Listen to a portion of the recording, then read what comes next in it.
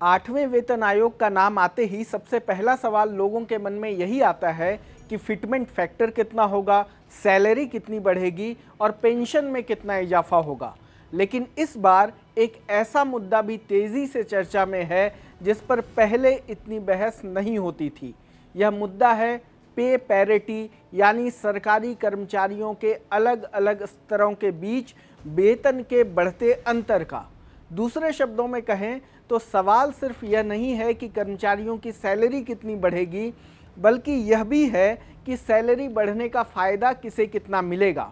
क्या सबसे निचले स्तर के कर्मचारियों को इस बार अपेक्षाकृत ज़्यादा फ़ायदा मिलेगा, या फिर पहले की तरह सभी स्तरों पर वेतन बढ़ेगा और सबसे कम तथा सबसे ज़्यादा वेतन के बीच अंतर और बढ़ जाएगा। यही वजह है कि पे पैरिटी को आठवें वेतन आयोग के सामने उभरते हुए सबसे अहम मुद्दों में से एक माना जा रहा है। दरअसल भारत में हर 10 साल पर वेतन आयोग का गठन होता है। इसका उद्देश्य केंद्रीय कर्मचारियों और पेंशन भोगियों के वेतन, भत्तों और पेंशन की समीक्षा करना होता है। आठवें वेतन आयोग की सिफारिशों का असर करीब 50 लाख केंद्रीय कर्मचारियों और 65 लाख से ज़्यादा पेंशन भोगियों यानी 1.19 करोड़ लोगों पर पड़ेगा। इसलिए आयोग की हर चर्चा पर लाखों परिवार की नज़र बनी हुई है। अब सवाल उठता है कि पे पैरिटी का मुद्दा अचानक इतना बड़ा क्यों हो गया। अगर पिछले 2 वेतन आयोगों के आंकड़ों को देखें तो इसकी वजह साफ समझ में आती है। छठवें वेतन आयोग में न्यूनतम बेसिक वेतन 7,000 रुपये था, जबकि अधिकतम बेसिक वेतन 80,000 रुपये था। यानी सबसे कम और सबसे ज़्यादा वेतन के बीच अंतर करीब 11.4 गुना था। इसके बाद 7वें वेतन आयोग में न्यूनतम बेसिक वेतन बढ़कर 18,000 रुपये हो गया, जबकि अधिकतम बेसिक वेतन 2.5 लाख रुपए तक पहुंच गया। यानी दोनों की सैलरी बढ़ी, लेकिन सबसे ऊंचे पदों का वेतन अपेक्षाकृत ज़्यादा बढ़ा और सबसे कम तथा सबसे ज़्यादा वेतन का अंतर बढ़कर करीब 13.9 गुना हो गया। यहीं से पे पैरिटी पर बहस शुरू होती है।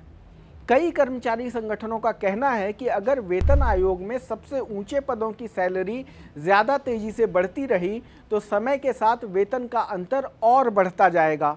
उनका तर्क है कि वेतन वृद्धि का लाभ इस तरह बांटा जाना चाहिए कि निचले स्तर के कर्मचारियों को अपेक्षाकृत अधिक फायदा मिले। इससे सरकारी कर्मचारियों के बीच निष्पक्षता की भावना मजबूत होगी और वेतन ढांचा ज़्यादा संतुलित दिखाई देगा। हालांकि आयोग के सामने चुनौती आसान नहीं है। अगर निचले स्तर के कर्मचारियों की सैलरी ज़्यादा बढ़ाई जाती है तो सरकार पर अतिरिक्त वित्तीय बोझ बढ़ सकता है।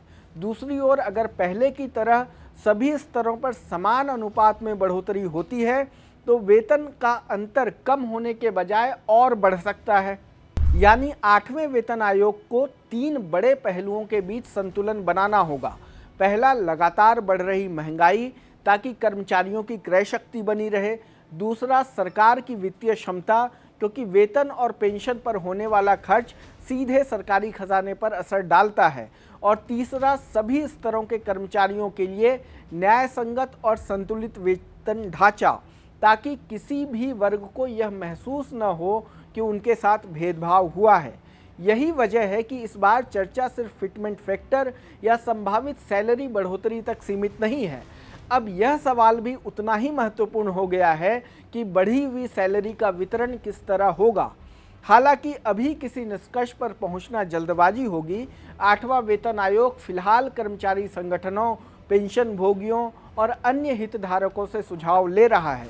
अंतिम सिफारिशों के आने के बाद ही यह साफ होगा कि आयोग पे पैरिटी को लेकर क्या रुख अपनाता है। लेकिन पे पैरिटी के अलावा भी आयोग के सामने कई बड़े सवाल हैं, जैसे फिटमेंट फैक्टर कितना रखा जाएगा, न्यूनतम बेसिक वेतन 18,000 रुपये से बढ़ाकर कितना किया जाएगा, पेंशन में कितनी बढ़ोतरी होगी, महंगाई भत्ते यानी डीए को नए वेतन ढांचे में किस तरह समायोजित किया जाएगा, सरकारी खजाने पर इसका कितना बोझ पड़ेगा और क्या ऐसा वेतन ढांचा तैयार किया जा सकेगा जो कर्मचारियों की उम्मीदों और सरकार की वित्तीय क्षमता दोनों के बीच संतुलन बना सके। यानी आठवें वेतन आयोग के सामने चुनौती सिर्फ वेतन बढ़ाने की नहीं है, असली चुनौती यह तय करने की है कि वेतन बढ़ोतरी का लाभ कितना होगा, किसे कितना मिलेगा और क्या इस बार सरकारी कर्मचारियों के वेतन ढांचे को पहले से ज़्यादा संतुलित और न्याय संगत बनाया जा सकेगा। यही सवाल आने वाले महीनों में सबसे ज़्यादा चर्चा का विषय बने रहेंगे। पे पैरिटी को लेकर आप क्या सोचते हैं, हमें कमेंट बॉक्स में बताएं। देश दुनिया की तमाम खबरों को देखने के लिए जुड़े रहें लोकमत हिंदी के साथ। धन्यवाद।